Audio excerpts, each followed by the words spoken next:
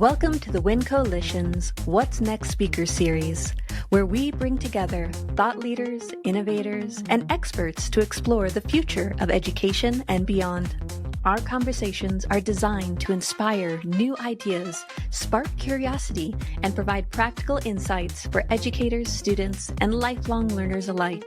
Thank you for joining us today on this journey into what's next. Now, let's dive into today's discussion.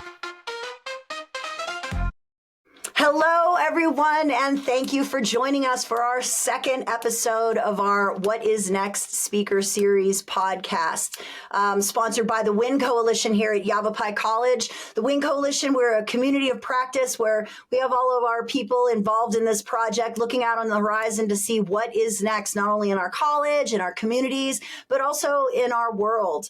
I'm Robin Bryce, Special Programs Manager here at Yavapai College, and with me today, I'm joined by my lovely co-host, Ustaza White. And of course, we're super excited to have Dr. Chad Gestson and Dr. LeeAnn Lindsey from NAU with us today. I want to thank everyone. Thank you so much for being here and giving your time. It's much appreciated. We're hoping that today we're going to get a chance to explore some little bit of talk about AI, some talk about emerging tech, and also the future of education, our community, and all the things that are relevant in that area. I'm super grateful for one of our WIN Coalition group members, Laurie Dreyer. She actually discovered your document, the AI guidance for K-12, and brought it to us, and we were fascinated with it and jumped on the opportunity to have both of our guests here today. I've done a lot of talking here in the intro. I'm going to turn it over to my co-host, Ustaza White, to introduce ourselves, and then we're going to dive right into today's episode. Yeah, dive. I'm Ustaza White. I'm one of the library managers here at Yavapai College, as well as the manager of our Learning Center. And I am absolutely thrilled to be speaking with both of you today, since AI has created quite a hum at YC, as well as, organizations everywhere. To get us started out, Dr. Gestson, can you please introduce yourself and share a bit about you and what's your role at the Arizona Institute for Education and the Economy, and how does it bridge the gap? No, I'm nice to be with you all. Thanks so much for having me and LeeAnn join you today. As you said, I'm Chad Gestson, right now the founder and executive director of the Arizona Institute for Education and the Economy, proudly launched in partnership with Northern Arizona University. We're about a year and a half old, and trying to, just like you said, we're trying to bridge the gap between education and the economy. What we know to be true is that the future of work and the future of the workforce and business and industry has to be closely connected to the work that we do at higher ed and in K-12. And yet in so many instances, there's not great alignment between pre-K-12, higher ed, and business and industry and workforce. And so the Institute launched to try to bridge that gap and try to eat, sleep, and breathe the future of school and the future of work and what that means for education and the economy.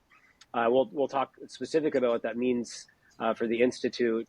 Just really quickly on me, this is now my 24th year in education. I spent 22 years inside of K-12, from teacher all the way up to superintendent. Spent 8 years superintendent of the Phoenix Union High School District down in the Valley, and now for the last year and a half, the leader of this institute, and was incredibly excited to reconnect with Dr. Lindsey about a year and a half ago, and super excited to have her on our team thinking about the future of learning in AI. Nice. Very cool. That's a lot. I know I definitely want to dive into more into some of that work and exactly that from middle school and K-12, not even just middle school, but, just those pipelines that take us through college and alternative education and even moving into, the workforce and beyond. But Dr. Lindsey, LeeAnn Lindsey, LeeAnn, I'd like to hear a little bit about you. Please tell us about your work and what inspired you in this AI guidance for K-12, inspired you to be a part of this Education and Econ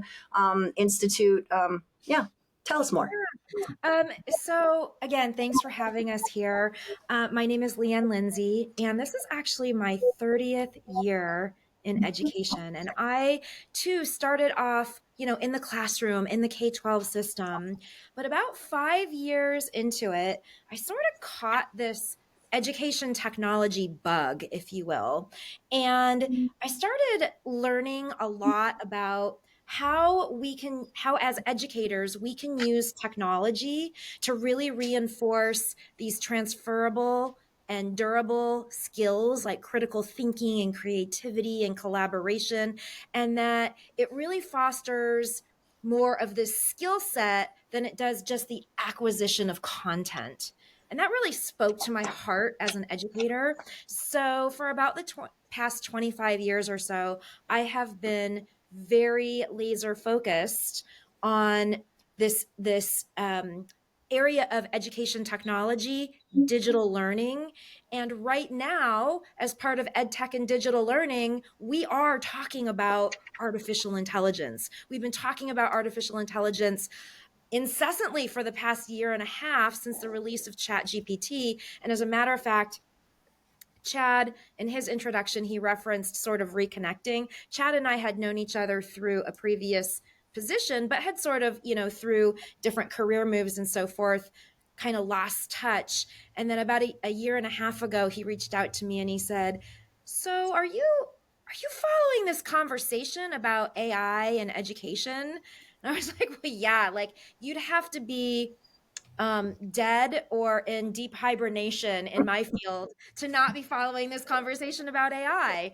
And as he was touring the state for the Institute, it was like it kept popping up as, what do I do about this thing called AI? Like, how do I lead in this space with this new thing that's out there?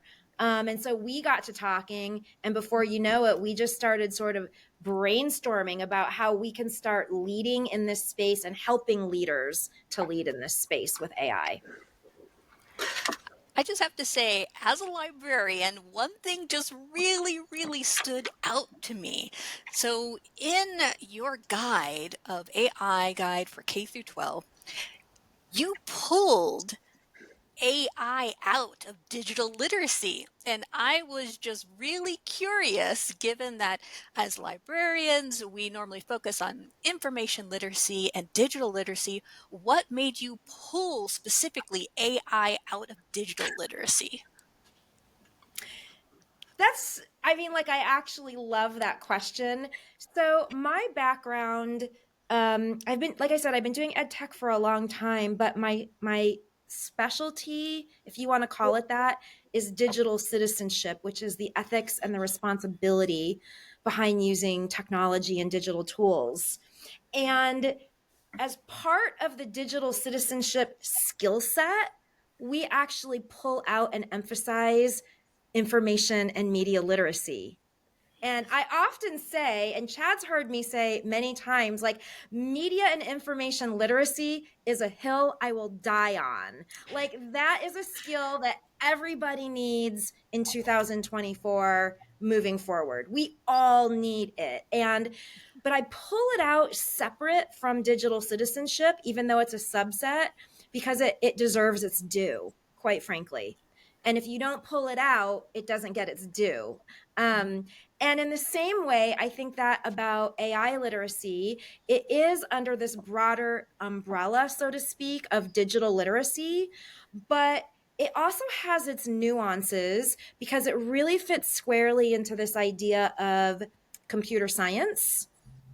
There's also a huge ethical component for AI. So it also fits into this frame of digital citizenship. And so I just feel like all of these different pieces have to be named in order for them to get their due and to get the attention that they need. Okay. I love it. Please adopt me. Ed tech, 23 years in K-12 education myself, and love to be an ed tech innovator and playing with all things new and things like that. And I love that you bring up about being a leader in this space. And I think us here at Yavapai College, we're looking to be, leaders in our own space, and looking for our leaders and our champions on campus as well. Just, how can we help move the college forward? And there are a lot of challenges and there's a lot of opportunities when it comes to AI, media literacy, ed tech, emerging tech, all of these things. And so what qualities should our leadership be looking for? What qualities should I be trying to achieve? And how can we move our people forward in this space? And what ways should we move our people forward? There's been a lot of conversations about, go cautiously, go fast. I don't know. What advice basically do you have to people who are trying to be leaders in this area on their campus and in this space? You want to go, Chad? I'll start, and then LeeAnn will probably follow. So I think I think that's the right question, especially the last frame of do I go cautious? Do I jump in? What we share very clearly is a few things. Number one, AI is here. It's not going away, and so nobody has a choice anymore but to think about the impact that AI is going to have on their own professionalism, on their leadership, in their content, their curriculum, whatever that might be. AI is here. You can no longer ignore it. Number two, what we're also very clear, and to put it into a slight sports analogy, that AI is much like team sports. If you're gonna win, you have to have a great offense and a great defense. And so if you're a leader today, you need to be thinking about how do I leverage this technology for good? What does this mean for myself, for my profession, for the people that I lead? How can this impact education? How is this going to impact workforce and the economy? There's an entire exciting part about artificial intelligence, and you have to have a defense because there is and are and will continue to be challenges with AI around ethics, around implementation, around misinformation, around data privacy. And so we have to be thinking about as leaders that this isn't all good. It's not all bad. It just is. We need to make sure that we have a very balanced perspective, which is why Dr. Lindsey and her team actually subtitled the guidance around, actually was titled A Balanced Perspective. And then the third analogy that we use very simply, which is you can't wait. You have to get off the shore. We use a fictional AI generated lake when we typically have a PowerPoint or a slide deck that actually shows a bunch of boats on a lake. And we tell people that your boat has to be on the lake, off the shore, pointing in the direction of AI. It doesn't mean you need to be the first boat. You could even choose to be the last boat, but you have to be on the lake and you have to be heading toward the future. And if you don't, you are doing a disservice to your children, to your faculty, to your local economy because of the dramatic impact that AI will have, not just, again, on education, but the future of work. Dr. Lindsey, did you want to add something? He said that he was making space for you. Is there anything that you wanted to add? Because I got a follow-up. I'm a boat in the water. I'm out there paddling. I got my little troll motor. I'm zooming around in circles. My boat is in the water. In the water. I love it. You know what? I have a lot more to say, but I'd love to kind of just, why don't you ask your next question, Robin? We'll get there. And, like I said, my boat's in the water, and part of my job here at the college is hollering to shore, hey, come get in the water. It's good with me. I promise. Your boat is going to be good. And if you got a hole, I got things to help you patch. Right. And of course I can't do this alone, which definitely plays into this question. How do we build this strong culture? How do we build a culture? How do we move forward and bring people with us? Because there are the people that are like me, that have the boats in the water, and there are the people that are tethered. They're in the water, but they're still tethered to the shore. And there's people that are still back at the house, maybe packing a picnic. How do we bring people along? How do we build this strong culture of learning and innovation in this time of just rapid change?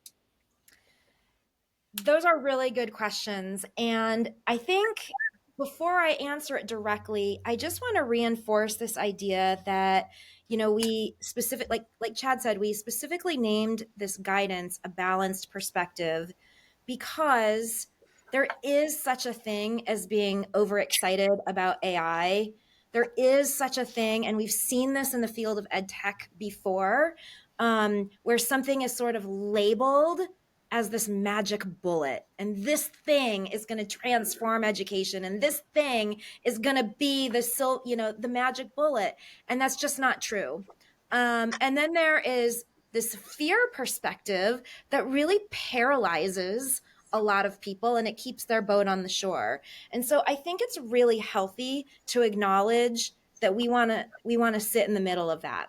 And in terms of building a culture, I think we have to really recognize that there are real fears, not just from our educator population, but from our communities, our families. Like, there's a lot of not knowingness. There's a lot of people that are still in this space of like, I don't really understand AI. I don't get it. Aren't kids just going to be using it to cheat? Isn't that going to then take down education as a whole? If this thing can if this thing can generate a 5-paragraph essay and a dissertation at that, like, what does that do to education? And there are a lot of people who have those fears. And so I think it's really healthy to acknowledge those fears and start having dialogue about it before we just start jumping in with solutions, right?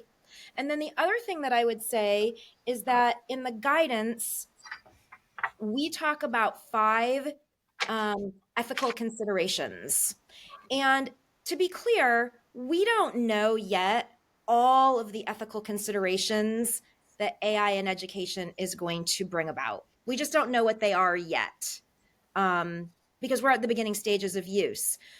But we know enough about how AI works, and how education works. Like, we know enough to know that these 5 considerations, every education leader, every teacher, every parent, caregiver, and student should understand, which is the connection between AI and misinformation. They need to understand AI and bias. They need to understand these new questions around intellectual property and who is the owner of content produced by AI. They need to understand ethical considerations around data privacy. And they need to understand ethical considerations around equity and equitable access to tools and information and workforce skills and things like that. And so that would be a way, focusing on those 5 ethical considerations would be another way to prompt dialogue within the community that can help build this culture of understanding. I definitely think, you're talking about the last one that you mentioned, that equity and the digital divide. I think that we've seen that repeatedly as K-12 educators, from the culture at home to the type of school, where you've gone to school, the type of school, depends on how, we as learners, as humans, as people, as educators, as students have, received some of these skills. Even to this day, I think it's interesting to me because I still teach adjunct in classes or even just speaking with people, things like Control F, things that I take for granted that I have known for so long, right? That people still don't quite understand like how this works, right? And I don't mean how it works. I shouldn't say that, but haven't been given, those opportunities. Again, that digital divide, there's still a huge difference. And as we see AI, and the people that are diving in that are probably a little too enthusiastic about it at times, these skill sets are going to continue to grow. And I think that divide is going to be, obviously, I think we know that can be continue to grow. So as a college and a responsibility to our community, and as a former K-12 teacher, and as people here who have spent so much time in the K-12 area, how can we, at the K-12 area, at the business level, and the intersection of college and universities, how can we help shore up that digital divide? What responsibility do we have to that, and how can we help with that to increase those skills and abilities? Because kind of once they come to us, right, they're past a certain age, even with early college days, even with reaching out to middle schools, still. There may be some things that they've missed along the way, just like spelling and reading and those kind of foundational, fundamental skills. So what can our part be in this conversation and helping with that? Well, Robin, I'd first say we need AI enthusiasts. So even though we talk very clearly about the defense and the balanced perspective, the reality is that we need people that want to take the lead. We need people that are front, that are willing to take wise, calculated risk, try new tools. So keep your enthusiasm, and you need to build as many AI enthusiasts and champions at Yavapai as you can. And a part of that is related to your question, which is around access and equity. The reason why we became so passionate about this up front is not necessarily because it's exciting and it's going to impact the future of learning. One of the reasons why we got engaged in AI is because we were worried about the gaps that it would cause and would actually widen. That the reality is that there's already a digital divide. There's already achievement and opportunity gaps that exist in Arizona and across the country. And AI, if done well, has the ability to shrink those gaps and to help students leverage more opportunity, more learning. And yet, if we don't bring AI and the right tools to all zip codes of Arizona, we're actually going to increase gaps. And what we're seeing already during the kind of the first implementation phase and usage of AI is that the communities that were using AI at higher rates were communities that were more privileged and had more access already. And then the communities that weren't using AI were more rural and more low income communities. And then what we know then to be true is if communities that are already heavily resourced, that already have access to more technology, are actually using AI at faster rates, and communities that don't, and we know the future of work is connected to AI and automation, that we're actually going to have these incredible gaps. And so I think one, recognizing it, being an advocate for it at YC to make sure that even as students are transitioning onto campuses, do they have access to the right technology, the right devices? You have to build some foundational levels. Kids today think that, hey, because I have AI, I don't need spelling, or because I have AI, I don't need writing. The reality is, if you're going to be incredible at AI, you need those as foundational. And so making that connection for your kids as well, that, hey, these foundational skills and knowledge you maybe don't think you need, they're actually are what's going to help you accelerate your usage and effectiveness of using these AI tools. And I think we've heard that before, that kind of, making sure that the liberal arts, the creative, the English, these things, it was said in our last podcast that they rise kind of in equity to, the technological skills. It's not a pushing them aside because now we have technology, but it's almost ensuring that we continue to have these kind of skill sets, and we embrace these kind of skill sets and encourage these kind of skill sets: reading, writing, thinking, debating, talking, recognizing misinformation, as you spoke of, Dr. Lindsey, and how we prepare, students for that. Because talking about the economic impact that you're seeing in Arizona now as it exists, again, if that digital divide continues, I think we're going to continue to see a greater economic impact in workforce. I mean, already how many, I don't know the numbers, but the number of AI, AI prompting and AI this, when you're looking at job, what are they called? Hey, I want a job. What is it? Not the resumes, but the other thing, when they're calling out for a job postings, right? That are out there. And so do you foresee, this, if we don't address these problems? I mean, you do work for the Education and Economic Institute, right? Again, talking about bridging that gap. How do you see that affecting our future economy, not just in Arizona, but in our country and our world? And also, talking about that divide between classes and or education and access to things. Will that just continue to get deeper and deeper if we're not acting? I feel like I'm asking a loaded question by asking that, but what do you think about that?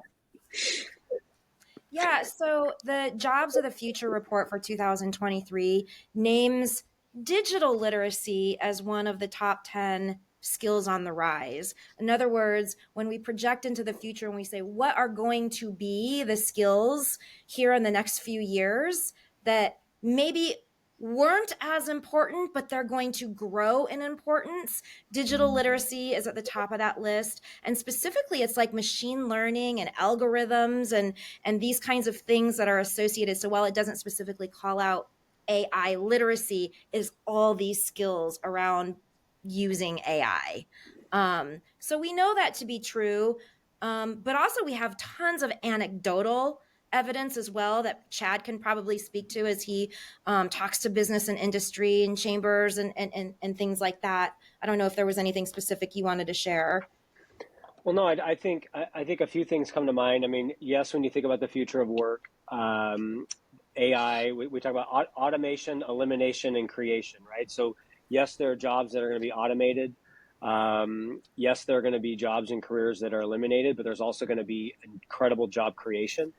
I think the quote that stands out most to me that we've seen all over the internet, which is AI is not going to take your job. Somebody that knows how to use AI is going to take your job.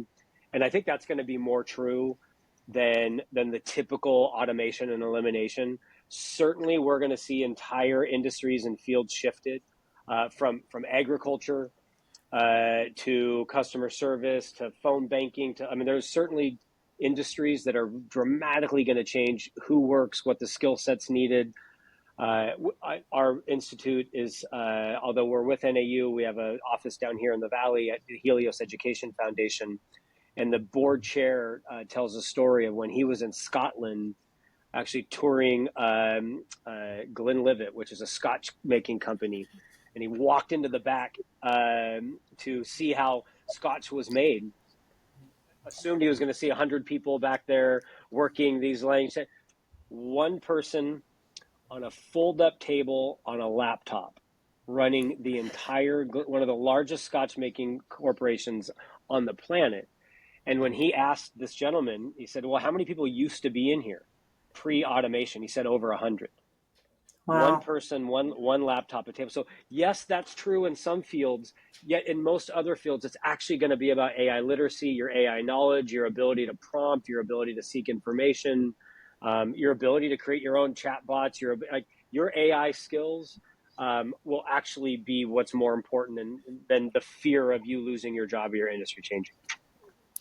Although that still is a fear though, right? And when we talk about AI in education and you talk to like teachers, there is still a fear out there because there has been talk about, well, will AI replace teachers? And so I think if we want to build a culture that is very supportive and moving along the track and getting boats in the water and getting them moving, we have to address that those are fears that people really do actually hold, and we have to talk about them. We have to talk about our stance on those, that we don't want AI to replace teachers, that in the guidance that we produced, we talk about there are so many people in the because I've been in ed tech and so long, I've heard so many times, if you bring more technology into the classroom, it dehumanizes teaching. And our stance is actually, if done right, technology and AI can create more space and more time for human connection. And that should be characteristic number one that we're thinking about. How are we using this tool? That it is not replacing a human connection. It's not replacing humans, but how can we bring the two together to create something bigger than both of them? Sometimes that's called this idea of co-intelligence, or, there are different words to describe the relationship, but that it's, and especially in education, that we're not looking at it as a replacement for humans, but we're looking at it as a collaboration to make both parts stronger. I want to talk about the fears. So as part of addressing the fears, we talk to students, we talk to staff, but one thing I haven't seen is, how do you talk to the parents?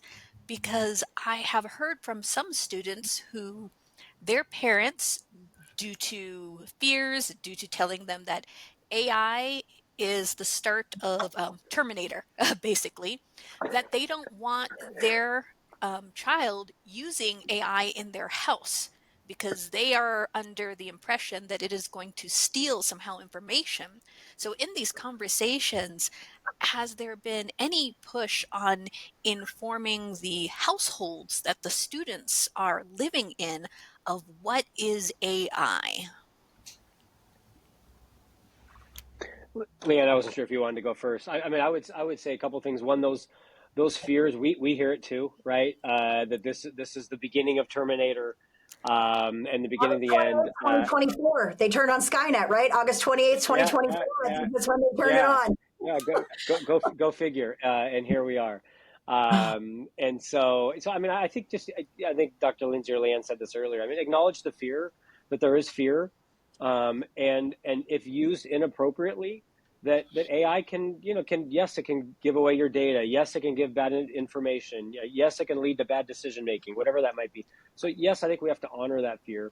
But I think two is we have to find ways to demystify what AI is for families. Because if they think AI, they think data, they think Terminator, and then they shut it down, what they're doing is they're actually shutting their kids down from opportunities post high school, in college, career, and in life after. And so I think for parents, one example that I've seen is just bringing families in to actually see tools themselves. To say, hey, you might think AI is this Terminator movie. Actually, AI can be a tutor for your child at night when they don't understand their math. And AI can be a coach at night when they're struggling how to get an essay started. And AI could actually be a way to help the family and leverage tools. AI can help families upskill, apply for a job, find the nearest grocery store, whatever that might be. That AI can actually be a tool that is helpful not just for children but for parents, for community. And a big part of that is just getting parents to come in, see, experience, witness, and engage in AI tools in really productive ways, so that they see the positive side, not just the scary side. Right. There was a, Household budget. Go ahead. there was a survey that a group conducted back in May, and the survey found that 52% of parents are using AI chatbots at least once a week for their own work. 52%, and that was back in May. So we're seeing like this divide, right? And we see like so many parents using it in their own lives, being advocates for it, being enthusiasts for it. And then you see the other parents who are just like, never in a million, right? And so these are some of the gaps that we have to bridge. And I agree with Chad in terms of like, I'm a big fan of this idea of AI literacy for all.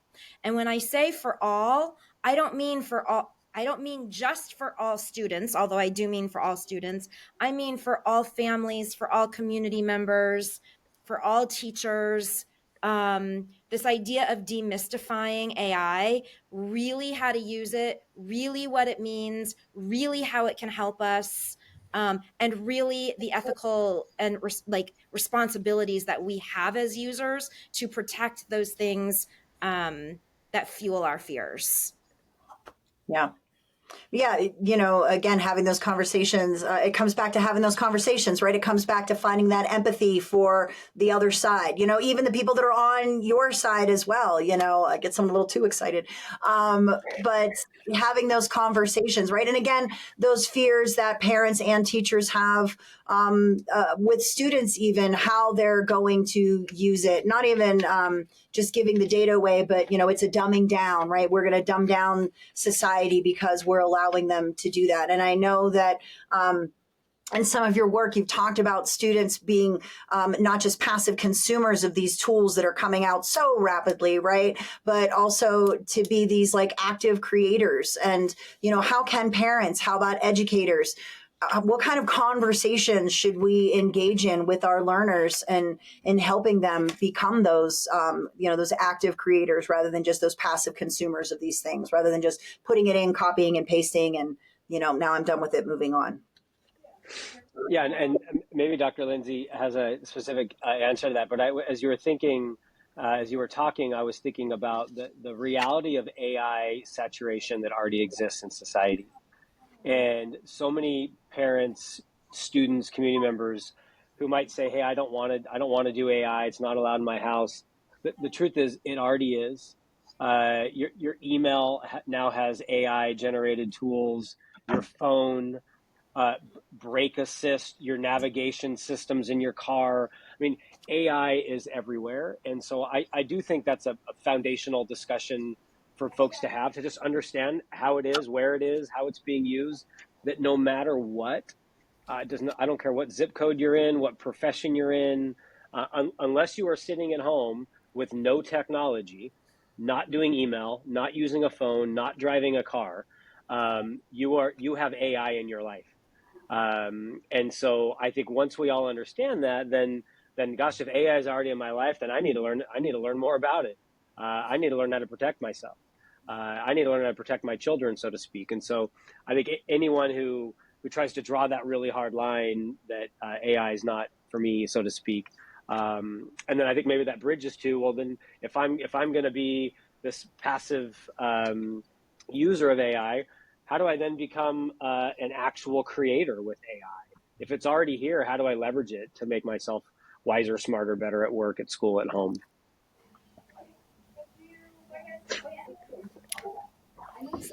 I didn't know you were on Is that rhetorical? How do it? Yeah, no, but I think you're right. I think a lot of, just because we may not want to engage in it, I think knowing about it is important. I think just turning turning your head and going, nope, that doesn't exist over there. That doesn't mean that it's going to go away. And you are correct. AI has been with us for a long time, in our corrections and our Siri assistant. Didn't even think about like the brake assist and just different things like that.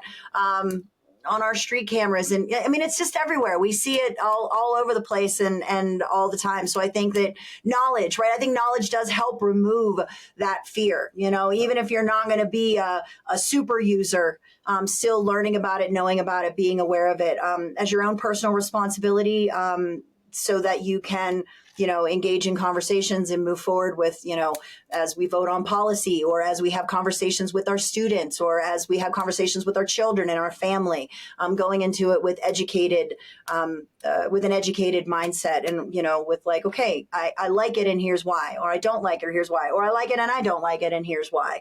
I think that those, again, that comes back to that critical thinking and having those conversations, and, oh, look at that dialogue, rapport with people, as if that, the rapport is, I think, some of the most important things that we can do to move the conversation forward. Right. We had go ahead. Well, Robin, you had mentioned the podcast series that Chad and I did with the K-12 Center. And one of the guests that we had on that series was Punya Mishra, who I think you're also connected with. And the episode that we recorded with him was called AI, But Is It Cheating? Right. And the episode was really supposed to address that elephant in the room that everybody is asking, right? And if I had to summarize that episode into a couple of sentences, I would say, the idea is that when our students are cheating, it's really time to ask ourselves, what are we asking them to do and why? And why aren't they finding value in what we are asking them to do?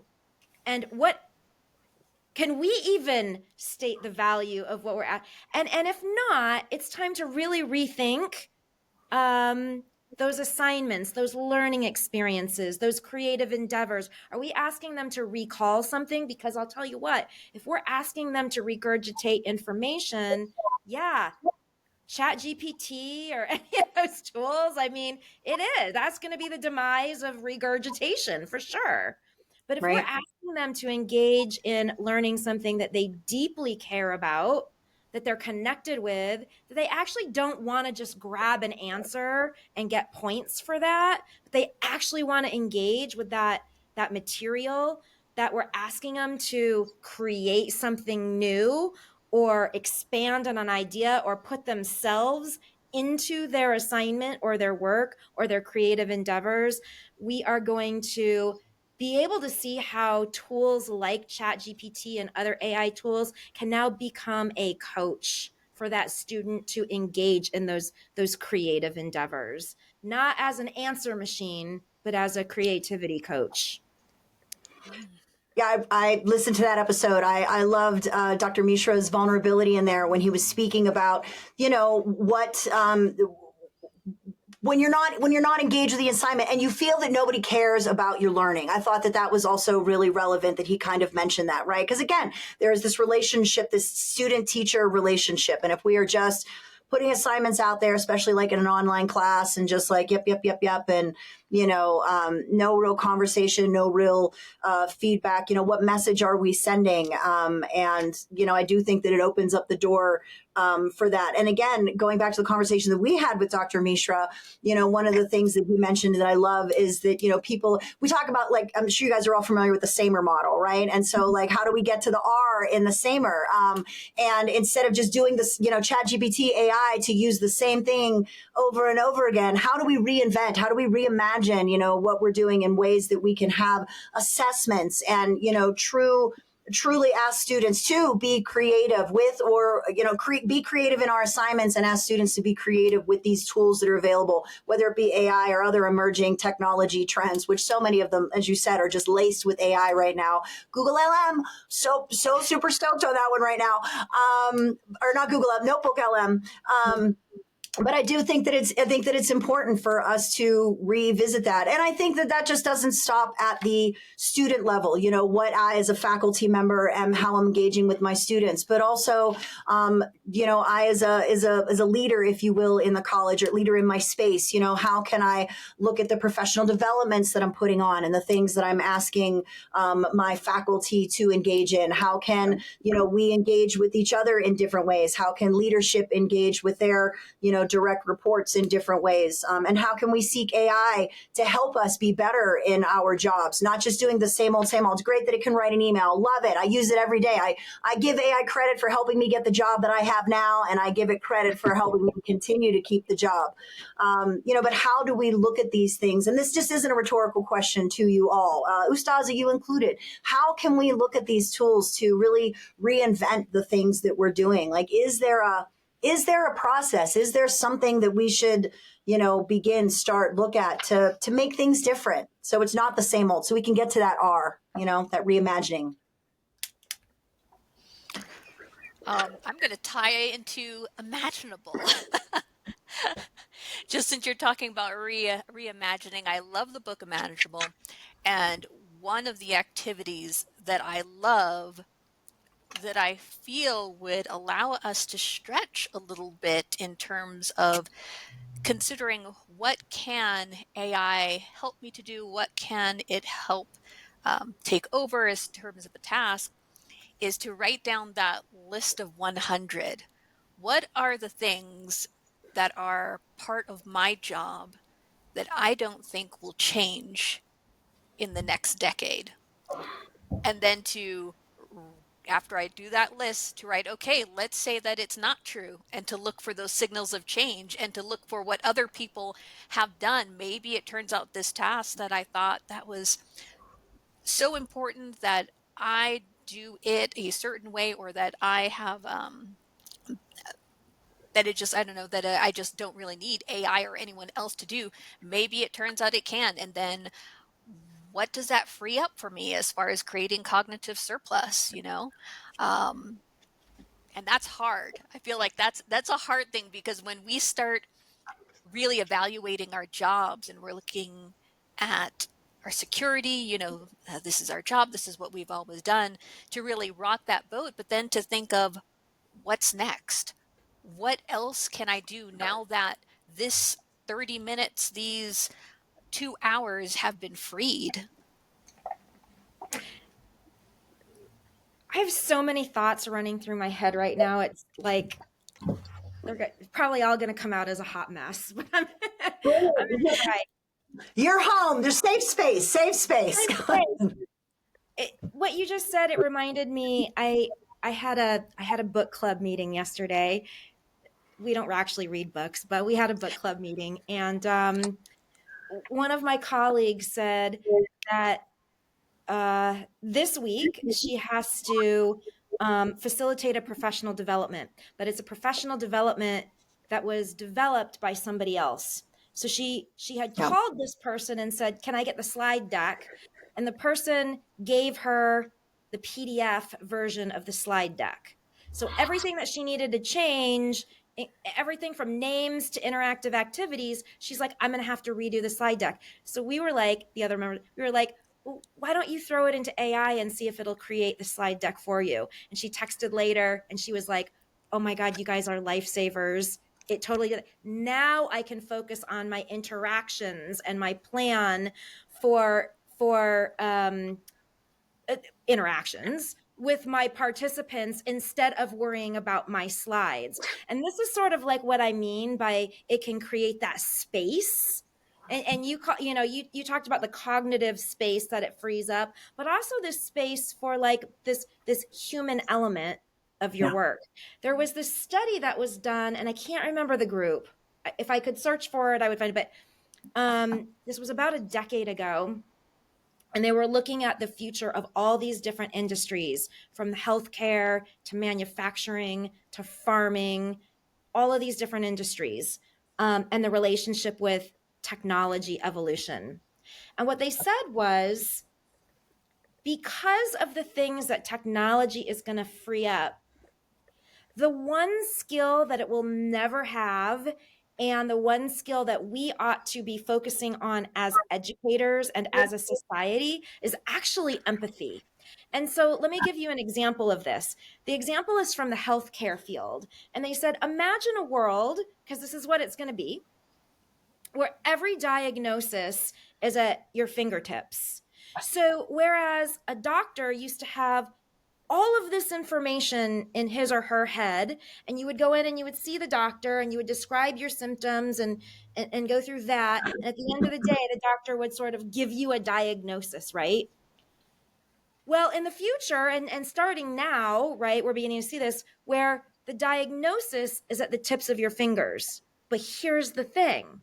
What is not at the tip of your fingers is the ability to ask a patient really good questions.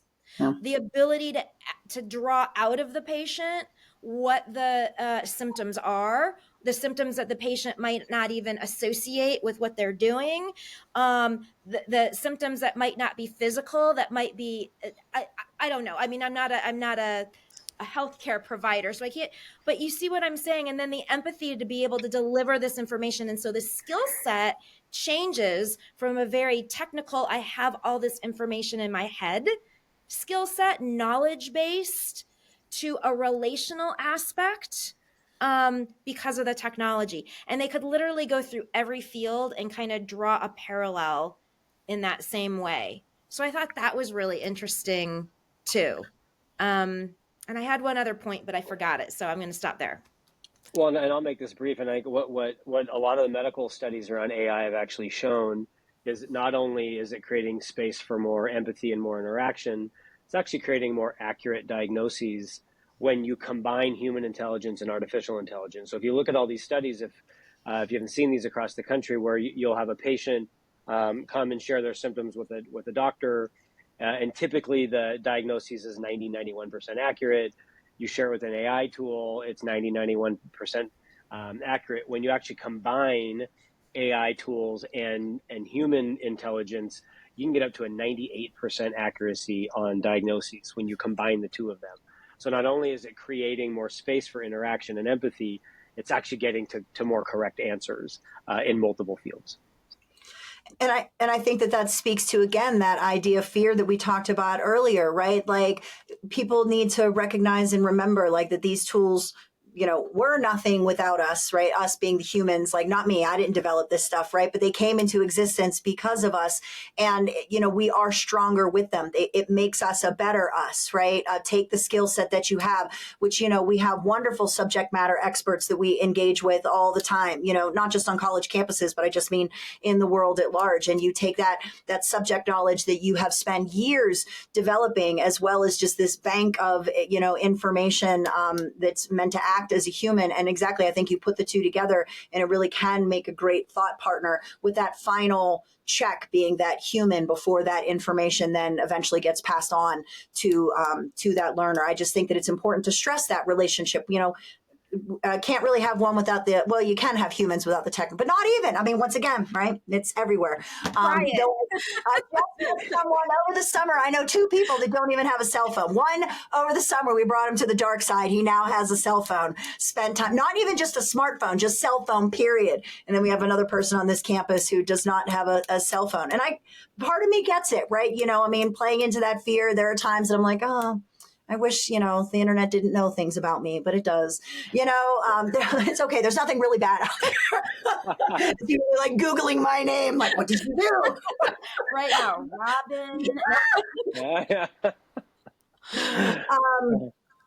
And then with the point of empathy. So I have a coworker who likes to explore, once again, dealing with that empathy. And we talk about chatbots and the possibility of these chatbots working with students, being kind of, once again, that first point of contact, right? And sometimes even with like personalized tutors at like midnight, sometimes that's when my students are doing work. And even though I'm really great at getting back to a student within minutes, hours, 24 hours at the latest, but I am like, if you need me, if you're reaching out, you need me. But there are times that I gotta sleep, bro. And so,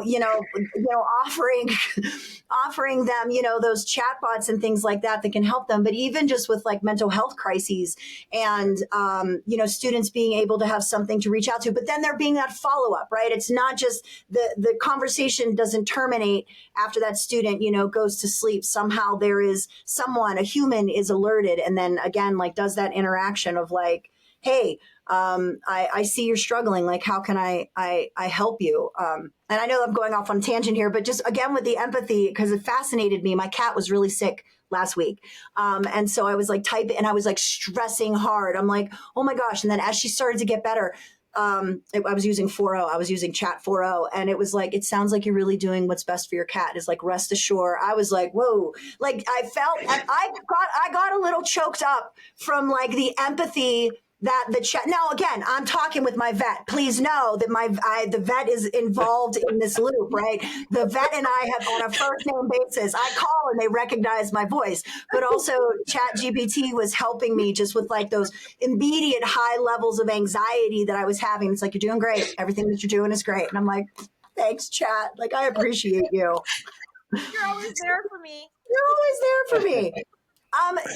So in speaking of society and these kind of things, these ways that we may rely on these machines, because maybe we can't afford a doctor or don't have access to one, because, mental health, just these little things like, what are the challenges and also what are the opportunities that maybe we see with people as they begin to engage in these kind of technologies in these ways for these types of services, not personally and academically and, community wise? Well, first, I think you're right. We're going to see more and more of that.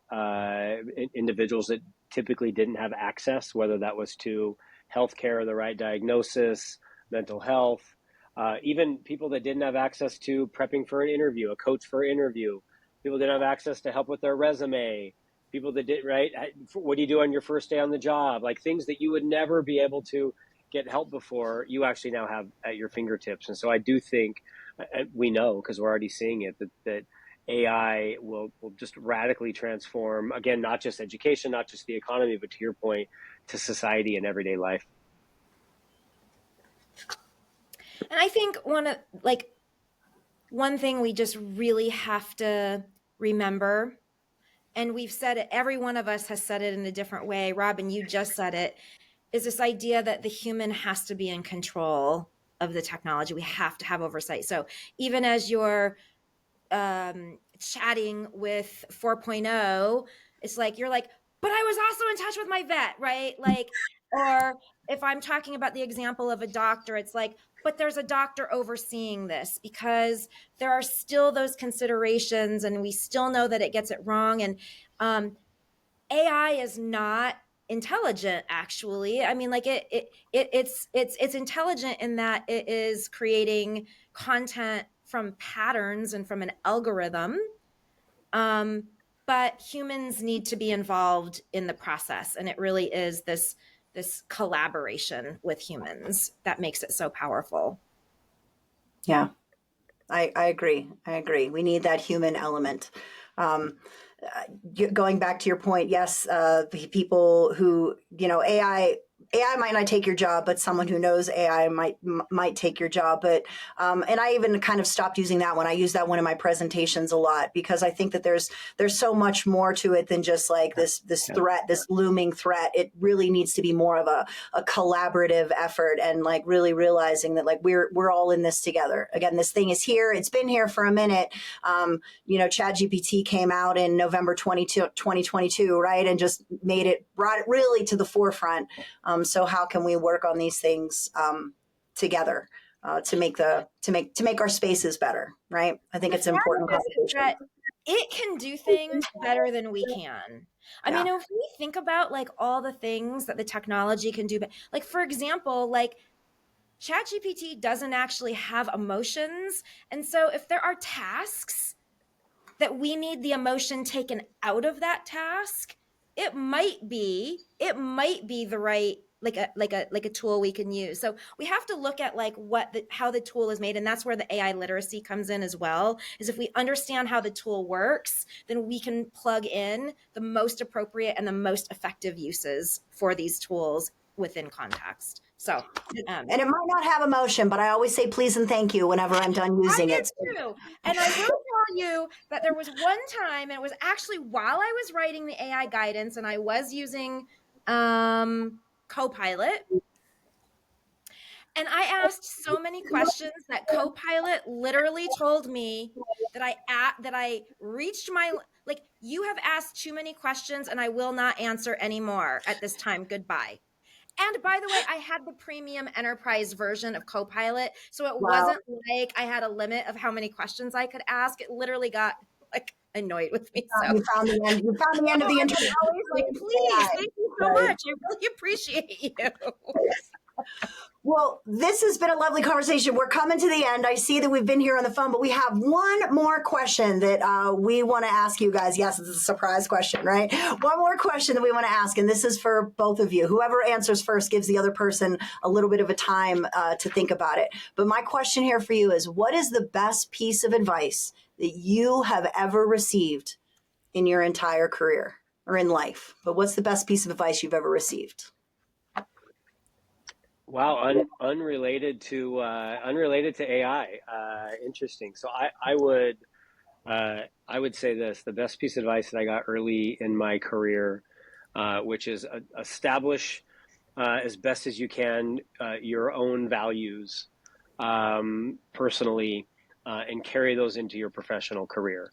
That there's so many challenges, fears, aspirations, goals, building a network, how do you get a promotion?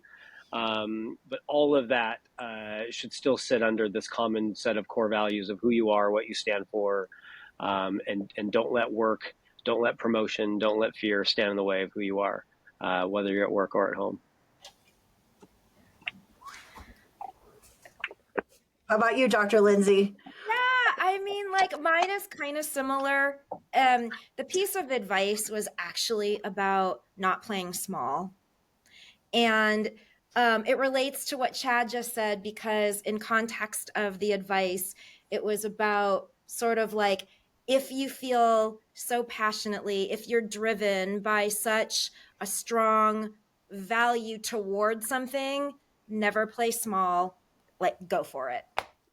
Nice. So, Robin, you just be that AI enthusiast because you are driven by passion, girl. I'm out there with my boat, man. My motor. I'm out there. Come on, guys. Nice. Yeah, don't play small, Robin. Don't play small. Thank you.